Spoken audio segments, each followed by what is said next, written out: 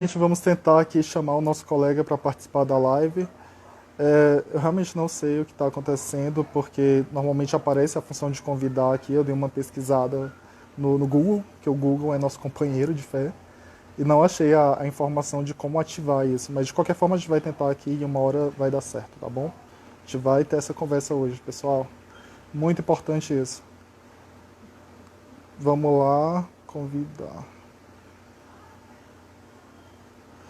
João, eu consigo te ver, mas eu não consigo te convidar. Eu mandei uma mensagem agora no nosso message aqui do Instagram. Se você tentar ir lá, vai ter um mini convite dessa live direto no seu direct, né, onde fica as mensagens do Instagram. E vê se você tenta entrar por esse link, que essas são as duas formas que eu conheço da gente se conectar por aqui. E eu acho que uma das duas deve funcionar porque, já que está no seu convite, eu acho que se você aceitando por lá é uma manifestação tácita, sabe? Enfim. Agora deu.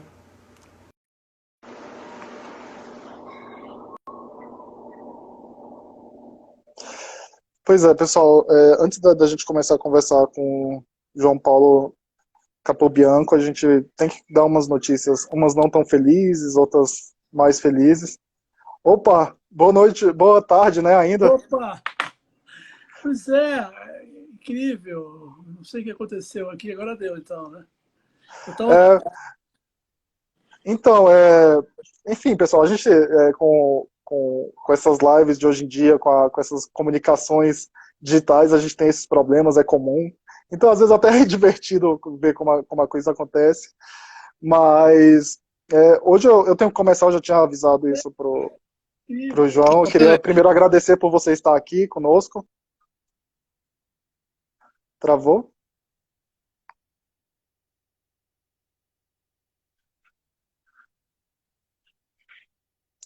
Pessoal, a live travou um pouquinho, mas então deu uma travada. Então só vou terminar minha fala aí eu já passo para você, tá, João? É, e primeiro eu queria começar dizendo que a gente teve uma notícia meio triste no final da tarde, que o nosso colega Daniel Paes Rezende faleceu. Não se sabe ainda se foi a trabalho, se foi como foi, mas de qualquer forma não está fácil na área ambiental em geral, então essas notícias sempre pesam para a gente sente. Então eu queria deixar aqui minhas condolências à família, a todo mundo, aos colegas que o conheceram, porque tá difícil, mas a gente vai superar tudo isso e a gente sempre tem que estar com a cabeça erguida. E É, eu queria, não, e eu queria, queria deixar minhas condolências também aí para a família, para todos, para os companheiros de trabalho dele. Uma pena. sim, uma pena. E eu queria começar a nossa introdução sobre a proposta dessa página. Eu queria falar um pouco que por muito tempo essa página foi criada para dar voz e tipo, até está na nossa descrição que a gente quer dar voz às pessoas, aos atores, às pessoas ambientais, tipo, que batalham tanto, a gente sabe como é que é a dificuldade. E eu acho que ontem a gente teve uma mostra muito clara do que é se sentir representado, é se sentir acolhido, é sentir que o argumento de alguma forma entrou assim e se encaixou na sociedade. E eu acho que, João, você representou muito isso pra gente, entendeu? Eu queria começar falando isso, porque todo mundo que eu conversei, todo mundo que, que veio falar comigo, nossa, você tem que conversar com o João, eu senti essa energia, entendeu? De uma pessoa que transpareceu o que uma classe quer dizer, entendeu? Então, eu queria agradecer, primeiro, por você ser essa pessoa que transpareceu esse sentimento de toda uma classe, e queria falar também, perguntar, já iniciando o nosso gancho para o início da live, como começou essa pessoa assim que golpeia tão bem argumentativamente uma pessoa? De onde surgiu esse esse dom assim? Olha, na verdade, eu acho muito. Eu achei. Quer dizer, eu terminei aquela live de ontem, aquele debate de ontem, muito frustrado, sabe? Porque eu acho que é muito ruim, né? Você ter que entrar num debate e quando você percebe que não há debate, ao contrário, que há uma tentativa de manipular aquilo para favorecer inverdades, mentiras e posturas irresponsáveis, e você é obrigado, então, a sair da posição de quem foi chamado para debater, né, para ter que impor, digamos assim, ou melhor, não impor, mas impedir, né, que aquela falsidade toda se mantesse. Né? Porque, na realidade, a gente estava diante de como muitos dizem, um psicopata, né? Um sociopata, porque é uma pessoa absolutamente desqualificada, despreparada e que usa, né, o cargo que ocupa de forma totalmente inapropriada para promover esses absurdos que nós estamos vendo, absurdos que dizem respeito à falta de respeito humano, né, falta de consideração pelo trabalho dos outros, falta de consideração pelo próprio ministério que ele coordena, falta de consideração pelos órgãos e autarquias que estão sob a sua responsabilidade. Isso, para mim, é inédito. Né? Eu já vi muitas coisas absurdas, já tive debates e embates com outros ministros, em outros momentos, com muita gente, mas, sinceramente, a minha surpresa é ver como nós chegamos num ponto de ter uma pessoa contrária à agenda ambiental dirigindo o Sistema Nacional do Meio Ambiente. Realmente é um pesadelo. Né? Então, ali, sabe, foi sei lá, eu acho que qualquer um teria feito isso, sabe? Quando você se vê diante de uma pessoa que não tem nenhum compromisso com a verdade, não tem nenhum compromisso com a seriedade, não tem nenhum compromisso com as funções para as quais ele foi indicado, eu acho que qualquer um no meu lugar teria enfrentado ele dessa forma, sabe? Porque a gente não pode mais aceitar esse tipo de afronta, né? Sei lá, foi o que aconteceu. Mas, como eu te disse, eu saí de lá muito frustrado, porque por mais que eu sabia que tinha que agir daquela maneira, eu acho que eu fui para o debate com alguma esperança de que haveria alguma discussão mais séria. Né? Quando eu vi que isso não havia essa possibilidade, eu vi que não havia essa possibilidade, eu agi daquela maneira. Mas eu fiquei frustrado. Mas rapidamente eu fui me recuperando, digamos assim, porque começaram a chegar dezenas, centenas de mensagens. Foi uma coisa assim realmente impressionante. Eu fiquei muito surpreso com o nível de indignação das pessoas e como as pessoas, apesar de se solidarizarem com aquele debate horrível, aquele antidebate, mas como as pessoas me disseram, olha, era o que tinha que ter sido feito mesmo, e ainda bem que você fez, né? Porque nós não podíamos ter deixado isso aí, essa versão horrorosa que ele tenta impor, de pé. Então foi um negócio incrível. Teve um dos comentários que eu recebi de um grande amigo, um grande cineasta brasileiro, por sinal, que disse que, ao assistir, ele se sentiu vendo aquele filme Bastardos Inglórios. Não sei se você viu esse filme, Bastardos Inglórios. Clássico, né? Tarantino, né? Tarantino, que era aquela Sim. coisa, né? Você sentir... É uma coisa horrível, né? É uma coisa...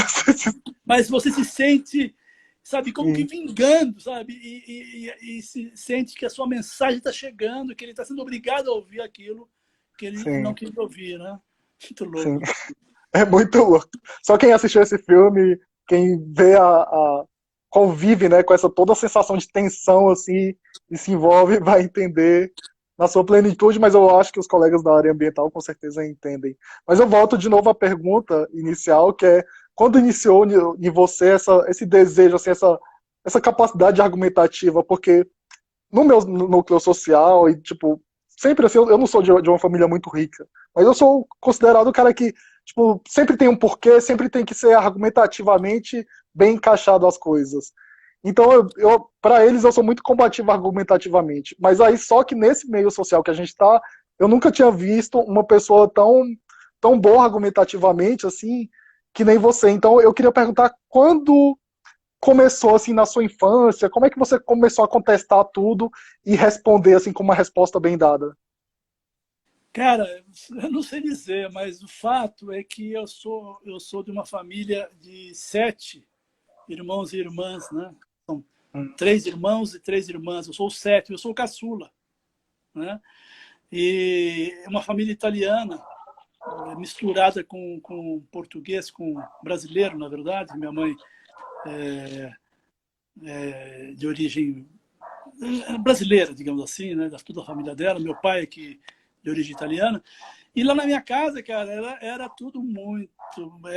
Para você sobreviver, É uma disputa. um monte de irmão mais velho e se colocar. Eu acho que foi um treinamento em casa, né? Foi muito forte. Na minha casa, isso era muito forte. Meu pai era um cara que sempre cobrava assim, muita argumentação, justificativa, era um sujeito muito questionador, né? Uhum. Muito fraterno, muito afetuoso, mas muito questionador. Sempre exigiu muita postura, digamos assim. E depois eu estudei numa escola que também era uma escola muito focada na formação do argumento, na lógica, na explicitação das posições. E a vida, né? A vida, porque, na verdade, para você atuar na área ambiental, agora eu acho que está melhor. Não, agora está péssimo, na verdade, mas, digamos, em termos de processo, né? Uhum. Você atuar na área ambiental, defender, fazer defesa de propostas que são contrárias ao interesse de muita gente, como foi o meu envolvimento. Na verdade, Sim. o meu primeiro envolvimento na área ambiental foi com a minha própria família, não a família core, né, não meus irmãos, mas meus primos, porque minha mãe herdou uma fazenda, né? Aliás, todos herdaram, eram 9 irmãos, e parte da família quis desmatar tudo que meu avô tinha protegido Nossa, durante a vida toda. Meu avô era um conservacionista, assim, no sim. século passado, uma coisa impressionante. Tá? E ele tinha uma mata de jequitibás rosa impressionante, que ele preservava, ele pessoalmente protegia aquilo. Né? Sim. E assim que ele faleceu e dividiu, a primeira providência de alguns primos foi de derrubar tudo. Né? Minha briga Nossa. começou ali. Isso você E tinha que aí, idade, mais ou menos? tinha 12 anos. Né? Nossa. Então a briga começou Então, ali. depois que você passou essa fase, isso também influenciou você optar pelo curso que você acabou escolhendo na faculdade? Ou não? Foi uma coisa. Porque você é formado em biologia, né? É, E foram aí. vários, foram vários fatores. Né? Eu sempre tive muita ligação com o campo. Essa fazenda que era do meu avô, uma fazenda centenária, ele era produtor de café no sul de Minas, né? Eu passava boa parte boa parte não, praticamente todas as férias eu passava lá, né? Sim, Então eu tinha uma ligação muito forte, aquela mata toda era uma coisa muito mágica, assim, era um negócio muito, sim. muito especial. E aí eu tive muita influência na escola, tive uma professora que me influenciou muito nessa área, uma professora voltada à questão ambiental, Uhum, a professora Anícia, que aliás influenciou muitas pessoas aqui de São Paulo, Fábio uhum, Feldman, muitas outras pessoas foram influenciadas por essa grande professora sim.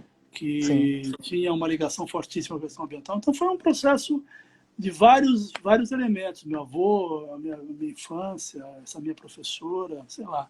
Eu acabei Sei. enveredando esse caminho. Tá. E na faculdade a gente sabe que é um período assim que você saiu da adolescência, tem muito aquela percepção assim que, nossa, eu saí da adolescência, saí do ensino médio, eu vou curtir agora, eu vou viver minha vida, porque aí você já tem uma certa independência, não independência, mas você tem um dinheirinho ali sobrando a mais, que às vezes você faz um estágio, alguma coisinha. Que pessoa era você na faculdade, assim, que era aquele estudante nerd que ficava na sala, ou era curtia um pouco também, socializava? Não, eu era meio. Eu já comecei a me meter com essa questão ambiental na faculdade, né? E lá eu tinha um amigo que era um espanhol, inclusive, incrível esse cara, que ele entendia muito de aves. Sim. Ele estava estudando biologia comigo, ainda não era um ornitólogo, mas, sabe, já estava tudo. Então eu comecei a trabalhar fazendo uma viagem junto, mexer com estudar pássaros e tal. Depois eu comecei, essa professora que eu te falei, ela tinha uma associação chamada ECO, Associação de Estudos do Meio Ambiente, que fazia cursos para alunos do ginásio, né? Na época era ginásio que se falava, hoje hoje é o que mesmo? Segundo médio É e ensino médio. Não, ensino Médio fundamental, na verdade, né? Sim. E aí aí eu comecei a me envolver com ela e fazer cursos e tal. Então eu comecei a trabalhar bem cedo. Na verdade, eu comecei a trabalhar com 14 anos. Já entrei numa outra rota, né? Sim. Fui professor de natação, fiz um monte de coisa. Então eu era bem. Depois fui dar aula na escola que eu estudei, que é o Colégio Santa Cruz, quando eu estava no segundo ano da faculdade. Então eu acabei meio que misturando tudo e um outro lado meu que também acabou juntando tudo nessa questão ambiental que eu sou fotógrafo profissional, né? Sim. E na época eu vivia de fotografia tinha nada a ver com natureza, fazia fotografia de arquitetura, de fábrica e tal, né? E aí eu comecei a juntar as coisas e virei um fotógrafo de natureza e fui tudo juntando, entendeu? Sei lá. Você criou um ciclo virtuoso na sua vida, assim, de... Foi acontecendo e foi juntando, né? Sim. No final acabou, as coisas foram se reunindo, digamos assim, nessa trajetória voltada à questão ambiental, digamos assim. Foi um caminho meio de várias entradas e saídas, mas tudo me levava para a questão ambiental, digamos assim, sabe? Foi uma coisa, não foi muito planejado, né? Sim. Foi acontecendo, eu fui aproveitando as oportunidades e fui me envolvendo, fui ficando fascinado pela questão ambiental e sempre no terceiro setor, ou sempre numa posição de questionamento. Então, essa questão de ter que argumentar, de ter que... Eu trabalhei, por exemplo, num processo que foi incrível, assim, realmente incrível, que foi a luta pela criação da Estação Ecológica da Jureia, aqui em São Paulo. Sim. Foi um marco no ambientalismo. Isso foi na época que você estava na SOS, por aí? Não, foi antes. Foi antes? Foi 84. Né? Sim. E a SOS foi criada em 86. Né? Sim. Mas em 84, olha como é justamente essa questão que eu te falei, como a vida vai juntando as coisas, né? No final, nós somos passageiros, né? Assim, que pega uma condução e a condução vai para num lugar, você desce, entra na outra e vai te levando. Eu fui, olha só que loucura, eu fui me envolver com a Jureia em 83.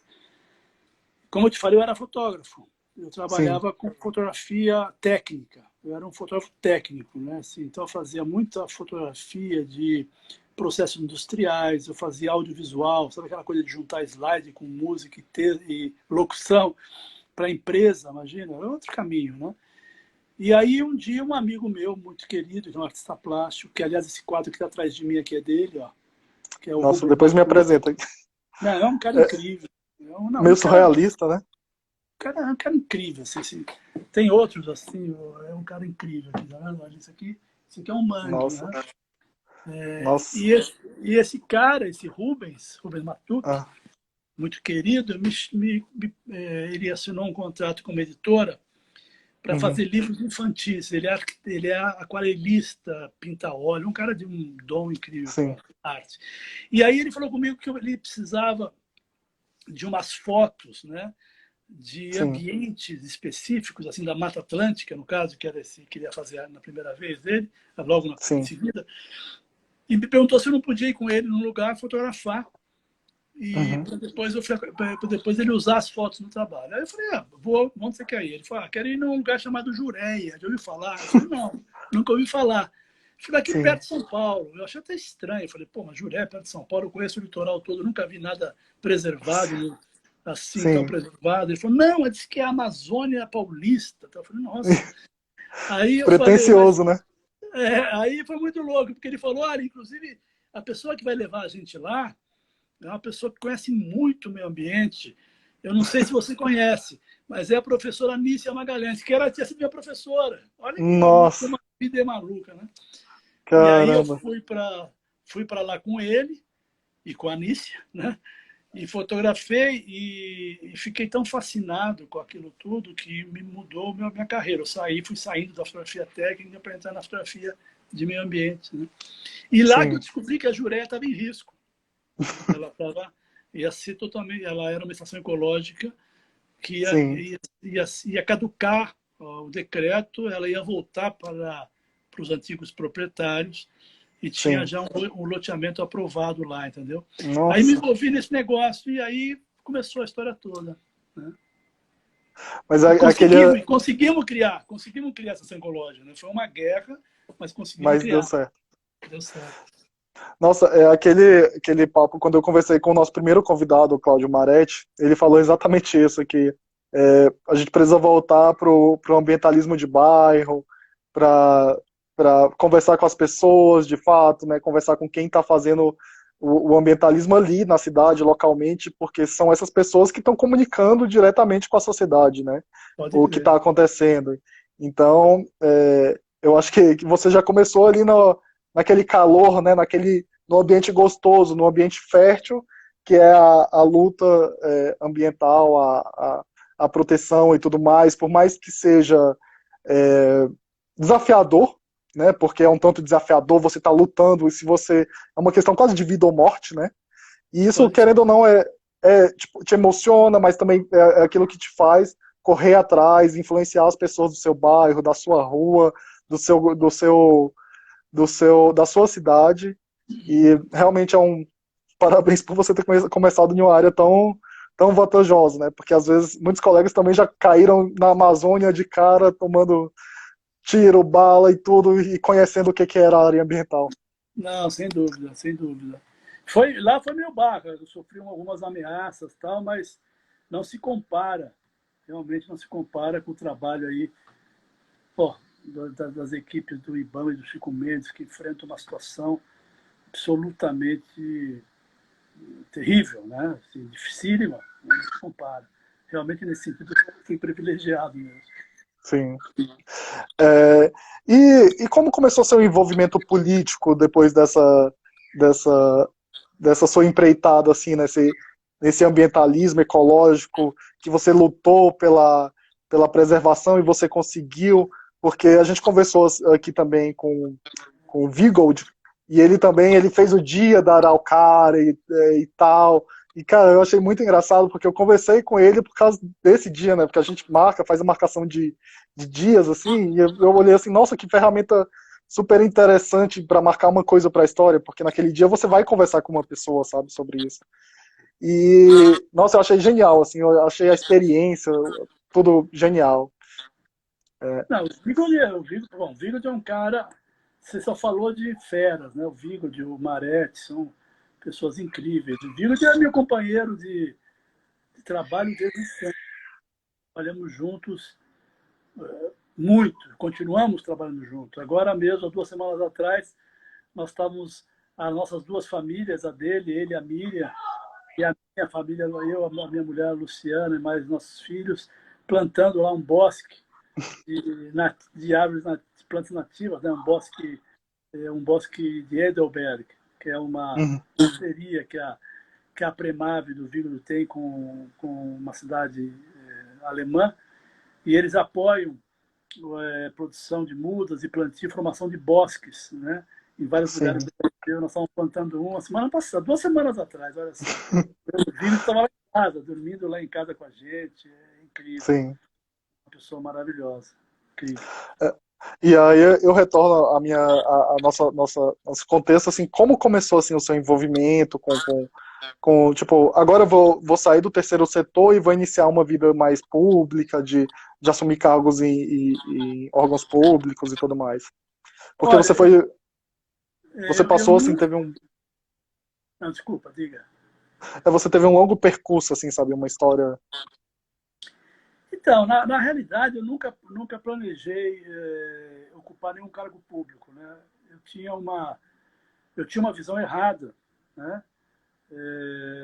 Preconceituosa, inclusive, da questão de de assumir cargo público, achando que era, não se fazia quase, era impossível fazer alguma coisa, que era muita burocracia, muito moroso, que não valia a pena, né? E Sim. que eu sempre achei que trabalhar no terceiro setor era mais, se tinha condição de realizar mais. Uma visão totalmente, uma visão que eu tinha em função na verdade, eu acho que existe no Brasil, né, um preconceito contra a atividade pública, né? É lamentável isso, né?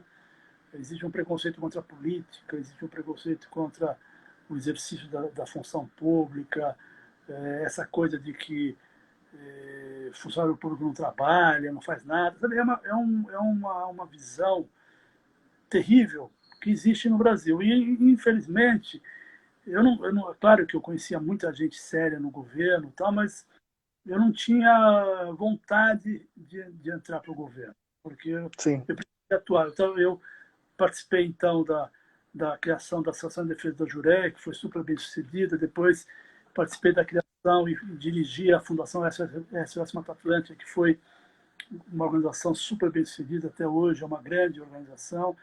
Sim. Depois, decidi, junto com outros amigos, a fundar o Instituto Socioambiental, que eu também fiquei lá 10 anos, dirigi ele por um período, tal. Não como presidente, como diz o general Vilas Boas, mas como Uhum. secretário executivo. E depois saí de lá para fundar o Instituto Democracia e Sustentabilidade, onde eu estou hoje. Eu sempre acreditei muito no papel das organizações da sociedade civil e sempre fui muito motivado pela dinâmica, pela capacidade de trabalho e de realização nessas organizações, né? Sim. E com relação ao governo, ao serviço público, eu sempre tive muita participação como voluntário, né? Eu trabalhei Sim. muito, né, em comissões, participei de dezenas de comissões do Ministério, participei da comissão interministerial que elaborou o Programa Nacional de Biodiversidade, que depois deu origem ao Fumbio e outras iniciativas. Sim. Participei da Comissão Interministerial Preparatória das 92, fui representante da sociedade civil junto ao governo, coordenei projetos com o Ministério do Meio Ambiente, como N vezes. Então, eu tinha uma relação de muita colaboração, muito intensa, mas sempre quis manter, nunca quis ser contratado, nunca quis ser funcionário, sempre quis ter o meu locus na sociedade Uhum. civil. E aí o Lula ganha e a Marina é indicada ministra, né? Então, Sim. aquilo foi uma catarse, né? A eleição do Lula foi uma verdadeira catarse, Sim. porque era algo que era um sopro de mudança, assim.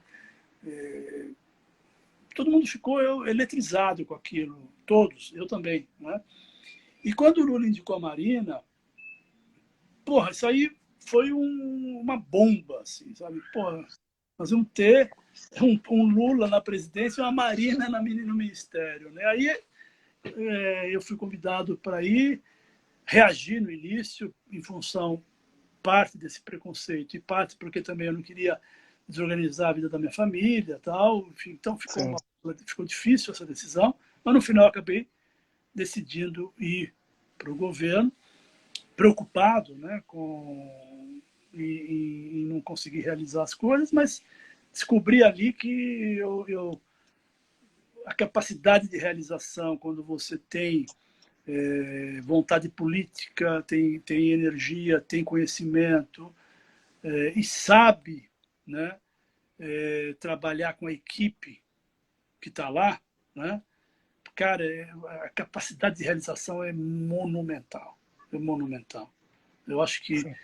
sabe, é claro que muitas coisas é passível de crítica, etc. Não fizemos tudo o que a gente devia ou poderia ter feito, mas a quantidade de coisa que a gente fez foi incrível. E essa questão da percepção, da compreensão e da valorização do serviço público, sabe? Isso é um negócio que a gente precisa avançar muito no Brasil, sabe?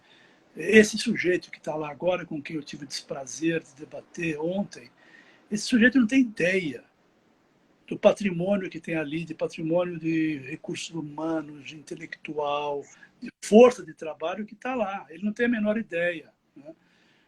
É lamentável o que está acontecendo. Eu fico arrasado de ver um sujeito falar que o ICMBio é um cabide de emprego de companheirada, sabe? É de uma é deprimente, né? O cara não tem ideia do que seja um concurso público, porque ele nunca fez. O cara não tem ideia do que é ter que estudar e ralar para entrar e para prosseguir no serviço público e para progredir no serviço. Ele não tem a menor ideia disso, né? Ele não tem ideia de como ele poderia estar realizando muito se ele tivesse criado uma relação positiva com as equipes, né? E ao invés de ficar trazendo gente de fora, gente que não entende nada, infestando o Ministério, o ICMBio, o IBAMA, de gente que não tem nada a ver com nada, sabe? Então, olha, realmente, a decisão, então, foi uma decisão absolutamente conjuntural, né? Eu só fui para o Ministério porque era um momento em que estava lá um presidente que a gente apostou todas as fichas durante anos e uma ministra que todos nós reconhecíamos como sendo uma pessoa da mais alta integridade e de enorme compromisso. Então, aquilo ali praticamente me obrigou a ir, quando ela me convidou. Seria quase que uma irresponsabilidade eu não ir, né? E a gente vê esse fato porque você ficou, o período que ela ficou no ministério, você estava lá também, né? De 2003 a 2008. Foi uma parceria incrível. Eu não conhecia ela pessoalmente. Olha que coisa louca, né? Quer dizer, conhecia de eventos, né? Porque ela era senadora e ela lidava com o tema da biodiversidade. Ela foi a autora do primeiro projeto de acesso a recursos genéticos, para implementar uma gestão adequada da gestão do patrimônio genético brasileiro. Então, a gente se encontrava em eventos, eu lia o material, participava de reuniões, tal, mas nunca tinha tido uma relação pessoal com ela. Não era amigo dela, né? Não era um conhecido, como eu disse, pessoal, né? Ela me convidou porque ela conhecia meu trabalho e achou que eu poderia ajudar. Então, só por isso já é um fator super relevante, né? Ela não me convidou porque eu não era do PT, eu não era do partido. Na realidade, na época, eu era até ligado ao PV, porque num período anterior, com o nosso querido saudoso Sirkis, que infelizmente faleceu, o Sirkis pôs na cabeça que eu devia ser candidato a prefeito em São Paulo e insistiu muito para me filiar ao PV. Eu acabei me filiando, mas isso nunca prosperou, evidentemente. Mas eu nem era ligado ao PT, entendeu? Não tinha nada a ver com o PT nem nada, né? Sim. Então foi um convite mesmo, porque ela achava que eu podia contribuir. Foi super legal isso, né? Bacana. E durante esse período que você esteve durante esse essa fase, né, do governo da Marina Silva, da gestão da Marina Silva, né, como ministra, houve a criação do ICMBio, né? E a criação do ICMBio eu sinto que é um racha da área ambiental, é uma coisa que o pessoal precisa cicatrizar para a gente conseguir seguir em frente como órgãos de mãos dadas, abraçados, né? O que você tem a me dizer, assim, como argumentos, o que justificava lá atrás a gente separar o ICMBio do IBAMA? O IBAMA do ICMBio. Olha, só no período de 2004 a 2008, nós aumentamos em 73% as áreas de unidade de conservação só da Amazônia. Fora o que foi feito na Mata Atlântica, nas Araucárias, fora o que foi feito no Cerrado. Ou seja, o volume de áreas de unidades de conservação cresceu brutalmente. Já tinha crescido muito no governo Fernando Henrique. O governo Fernando Henrique criou várias unidades. Na época lá, inclusive, estava o Zé Pedro da Costa lá, trabalho incrível. Então, você tinha um volume enorme, né? E para nós era claro, né? Para mim sempre foi, né? De que o Brasil tinha que formar um corpo de funcionários especializados, focados, dirigidos para a questão da gestão de um patrimônio absolutamente essencial do Brasil, que são as unidades de conservação, né? O IBAMA, ele tinha uma missão gigantesca, né? Absolutamente gigantesca. Ele tinha que lidar simultaneamente com a parte de fiscalização, como agência ambiental. Isso é um negócio de uma importância. Uma agência ambiental que cuida da fiscalização é um negócio de um peso num país como o Brasil, de dimensões continentais, onde os sistemas, infelizmente, dos estados e municípios deixam muito a desejar, né? O IBAMA tinha que ser muito mais forte e capaz de lidar com essa agenda. Segundo, a questão do licenciamento. Era uma loucura. Quando nós chegamos no Ministério, não existia diretoria de licenciamento, não existia nada, eram todos funcionários do PNUD, que entravam num processo lá de um EIA-RIMA, participavam, depois saíam e iam embora. O IBAMA não conseguia acumular experiência, não conseguia ter quadros altamente qualificados, com estabilidade, que pudessem permanecer no órgão, aumentando a experiência, a expertise, a capacidade para melhorar cada vez mais o licenciamento, de forma a ser mais rigoroso e, ao mesmo tempo, ser mais efetivo e, se possível, ser mais ágil, no sentido de evitar aquele conflito brutal, permanente que havia nessa questão do licenciamento. E a questão das unidades de conservação. Então, era para nós, desde muito antes, né? Desde muito antes de estar no governo, eu sempre fui e pertencia ao grupo que sonhava na criação de uma instituição brasileira, federal, forte, bem estruturada, com alta expertise e capacidade para implementar e fazer das unidades de conservação não apenas espaços protegidos, mas também espaços de formação, geração de emprego e renda, inserção regional, tudo aquilo que a gente fala das unidades. Então, e nós víamos todos que no IBAMA isso não era possível, dado a magnitude do problema, dado as especificidades. Durante o processo que nós lideramos de combate ao desmatamento da Amazônia, por meio do PPCDAM, que foi o Plano de Prevenção e Controle do Desmatamento, nós víamos isso. Quando a coisa pegava, quando o IBAMA ia para a rua, né, fazer aquelas operações incríveis que o IBAMA fez na Amazônia, né, ele pegava todo mundo, ele tirava as pessoas das unidades de conservação, ele tirava o recurso das unidades, ele tirava os veículos, porque ele precisava fazer isso. Quem é que ia condenar o IBAMA para fazer isso? Né? Ele estava fazendo algo de uma importância absurda. E essa atividade sugava as energias, sugava os esforços, sugava os recursos, né? Então, nós achamos que era fundamental não dividir o IBAMA, de forma alguma, mas criar mais uma autarquia para estar ao lado do IBAMA, ao lado da ANA, ao lado do Serviço Florestal Brasileiro, que nós criamos na sequência, para dar mais capacidade de ação. Basicamente isso. Então, nós acreditávamos muito nisso, e isso era uma proposta que já vinha, inclusive, dentro do IBAMA. Muitas pessoas do IBAMA, dentro do IBAMA, dezenas de conhecidos, que eu conheço muito, tinham a proposta da criação do e-book. Né? Há muitos anos vinham discutindo isso. Né? Só que eles tinham uma visão, no meu entendimento, equivocada. Eles queriam tirar só as unidades de conservação e proteção integral. Né?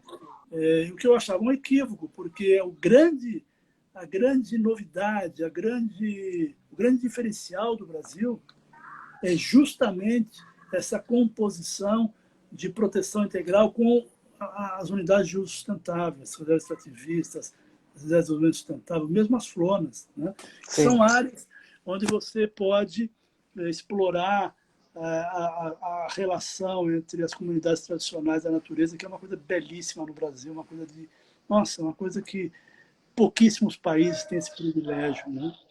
Sim. Então foi isso, sabe? Foi para nós, sinceramente, era algo absolutamente óbvio, né? Nós temos 300 unidades de conservação naquela época, 340, 234 hoje, 70 milhões de hectares, né? Não dá para... Não dá para... 10% do território nacional, né? Pois é, e aí, qual era o nosso sonho? O nosso sonho era de uma organização que fosse fortemente baseada, né, numa autarquia de serviço público, né, onde os dirigentes fossem de carreira, né, que eles pudessem, inclusive, que nós discutimos, até não formulamos modelos de gestão, onde os funcionários do órgão, do ICMBio, fizessem um processo de trajetória no território nacional e subindo até chegar à diretoria e presidência, como funciona o Itamaraty, por exemplo, que eu acho que é um sistema muito, muito importante de formação, de estímulo, de mobilização da energia do serviço público, né? E lá nós sonhamos muito, sabe? Foi um sonho, né, que nós achávamos que nós tínhamos que realizar, tornar realidade, né? Foi isso, Sim. né? E acho que foi uma coisa certíssima que nós fizemos. Eu acho que foi mal compreendida no início. Uhum. Certamente nós erramos na Sim. comunicação, certamente nós erramos no processo, né? Mas nós não erramos na importância, no objetivo, na validade da proposta. Perfeito.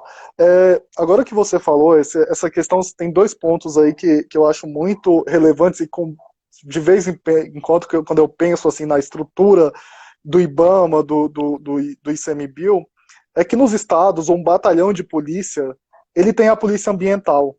E aquele batalhão de polícia, às vezes, representa a política ambiental estadual, né? E no âmbito federal, quem faz isso, quem exerce o poder de polícia ambiental de fato, no âmbito federal, é IBAMA e ICMBio. IBAMA mais porque abrange todo o território nacional. Então, o IBAMA, ele é como se fosse uma polícia federal, alguma coisa assim, só que não tem o mesmo prestígio, não tem a mesma estrutura e tem que lidar com problemas muito maiores, que são pessoas muito poderosas que querem acabar com destruir, desmatar e são interesses que às vezes pesam muito, tem muito dinheiro envolvido, né?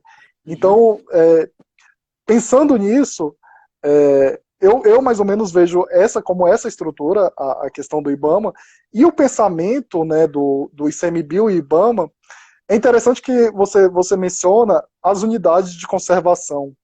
O que eu aprendi agora, tipo, mais cedo, é que não é só unidade de conservação, sabe? O pessoal fala bem assim, não, ICMBio não é só unidade de conservação, porque já é uma coisa lá na frente. A gente não tá mais vendo só unidade de conservação.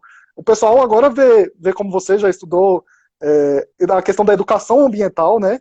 Como eu vou fazer para uma unidade de conservação, por meio do uso público, pode ser uma questão de ensinar as pessoas a como vão lidar, como vão encarar toda a agenda ambiental, né? Até é o primeiro approach, assim, é o primeiro contato que você tem com as pessoas, né? Uhum. Então, teve toda essa evolução que chega na minha próxima pergunta, vale a pena, depois de todo esse processo desenvolvido, que foi todo pensado e elaborado, e agora a gente viu que deu muitos frutos e que às vezes, por sinal, os frutos foram produtivos, voltar atrás e juntar de novo esses órgãos? Eu acho uma loucura completa. Eu acho porque o objetivo veja bem, repito, né? Certamente nós erramos na forma, na comunicação disso, certamente, né?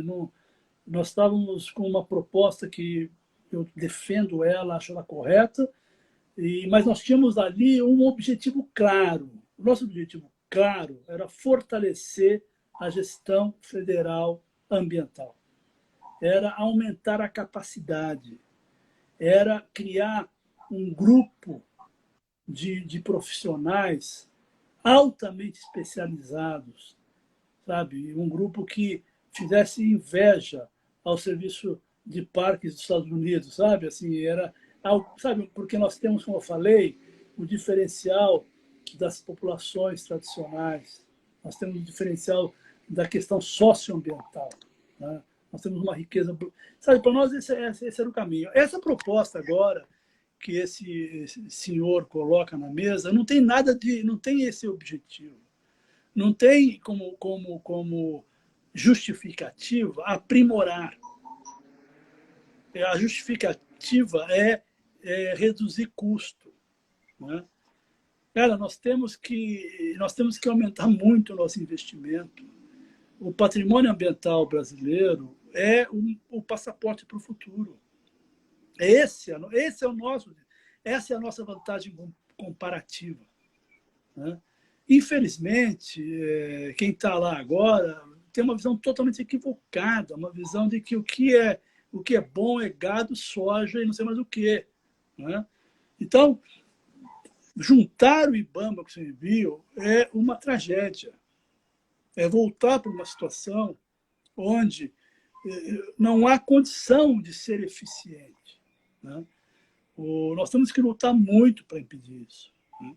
Nós temos que lutar muito para valorizar, fortalecer e garantir o IBAMA íntegro e o ICMBio íntegro, duas autarquias irmãs, sabe, que são formadas, são porque lembre-se, né, que quando o IBAMA surgiu, ele surgiu da junção da SEMA, IBDF, SUDEP e SUDEV, né? Só que o IBAMA surgiu com um perfil de agência ambiental para avançar com a agenda. Quando ele foi proposto pelo Programa Nossa Natureza, no final dos anos 80, ele foi proposto para ser algo que avançava com a agenda, né? Ele era uma resposta à acusação de que o Brasil estava destruindo o seu patrimônio natural, né? Sim. Então ele veio e foi um grande acerto, porque nós tínhamos órgãos totalmente desconectados, desvinculados. O ICMBio não nasceu de uma cisão, não foi algo apartado. O ICMBio nasceu junto com o IBAMA, aliás, dentro do IBAMA. O ICMBio é um filho do IBAMA, né? Que com o IBAMA permanece numa constelação, né, de ação positiva para o meio ambiente. Então, seria um retrocesso brutal, né? Seria uma redução de recursos, redução de cargos de direção que podem garantir a gestão adequada tanto do IBAMA como da área de conservação da biodiversidade, porque isso foi muito bem dito, sabe? A gente fala muito das unidades de conservação porque são números muito impressionantes, né? 334 unidades, 78 milhões de hectares só no continente, fora as marinhas e costeiras. Então, é um volume que, quando você fala isso, todo mundo se convence. Pô, realmente, né, você precisa de um órgão para cuidar disso, né? Agora, como você bem disse, é muito mais do que isso. A conservação da biodiversidade in situ, ela não deve se dar apenas nas unidades de conservação. Ela tem que se dar também em todo o território nacional, né? Então, nós estamos falando de um esforço, de uma necessidade de manter e de lutar para manter essas equipes e garantir que elas tenham recursos, recuperar, recompor os quadros, né? Isso é uma coisa incrível. Nós estamos aí com um volume monumental de cargos, de posições vagas, não tem mais concurso, né? Nós estamos entrando num verdadeiro colapso, né? Isso é inacreditável, né? Porque os danos todos vão se somando, né? Então, é isso, cara. Nós não podemos deixar esse retrocesso acontecer. Nós temos que nos unir. Perfeito. Chegamos àquele momento que é o momento da nossa pergunta da onça, é um momento que todo mundo passa por esse momento, a gente sai vivo do outro lado, não se preocupe, às vezes a gente pode deixar algumas inimizades, algumas frespas abertas, mas chegou o momento da pergunta da onça. Nossa pergunta hoje está até um pouco explícita, mas ela é a nossa pergunta da nossa chamada, do nosso convite. E eu queria perguntar mais sobre esse argumento, e você que agora a moda, eu estava até vendo sobre o Clube de Roma, né? Estocolmo em 67, 62, né? Teve um livro genial, O Limite do Crescimento. E hoje em dia, apesar de toda essa história de quem não conhece o que de fato aconteceu na área ambiental, por onde começou a área ambiental, as ONGs são tidas como pessoas que querem dinheiro, que querem pegar o dinheiro da população para gastar e não sei o que, e não despejar nada para ninguém. E no papel de ser o representante dessa acusação, eu queria perguntar assim, qual a visão de vocês? Qual como vocês se sentem? Tipo, às vezes trabalhando muito, às vezes sem, tipo, o que é em troca, às vezes, muitas vezes é o que você disse, é um trabalho voluntário. Por exemplo, é claro que às vezes tem os dirigentes de uma ONG e tudo mais, mas para você juntar mesmo aquelas pessoas que às vezes participam do movimento ambiental porque gostam, porque querem fazer voluntariamente. A gente tem brigadista, tem o pessoal que planta árvores, a questão da reflorestamento, né? E como vocês se sentem recebendo essa acusação assim de que vocês querem dinheiro, o dinheiro externo, e que vocês fazem parte de uma conspiração do exterior para não deixar o Brasil se desenvolver, que querem manter o Brasil nessa miséria, sabe? Nessa situação de país subdesenvolvido, como se o Brasil fosse muito melhor nos anos 90, nos anos 60, né? Nos anos 70 ali. É, como vocês encaram essas acusações? Olha, para mim, sinceramente, é uma coisa muito tranquila, não tem nenhum impacto, né? Porque a sociedade é feita de diferentes atores com diferentes funções e numa sociedade democrática você tem que garantir esses espaços, o direito a isto, né? Se as organizações não governamentais são capazes de convencer os cidadãos a colaborarem financeiramente com elas, se elas são, como é o caso da SOS Mata Atlântica, do Greenpeace e tantas outras, se as organizações não governamentais são capazes de convencer o setor privado a apostar no trabalho delas e investir nelas, como ocorre com outras, WWF, The Nature Conservancy e tantas outras, né?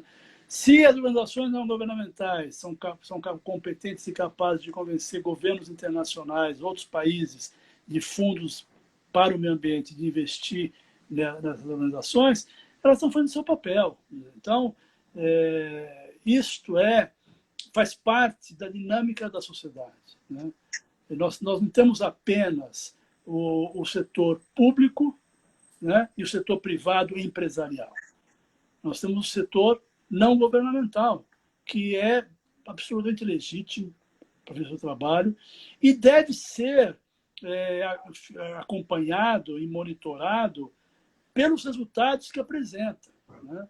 Esse que é o ponto. Assim como uma empresa, né, tem que ser, deve gerar os resultados, né, e ela tem que seguir a lei, as organizações também, elas têm que gerar o seu resultado, devem seguir a legislação que existe para isso, que aliás é bem rigorosa, né?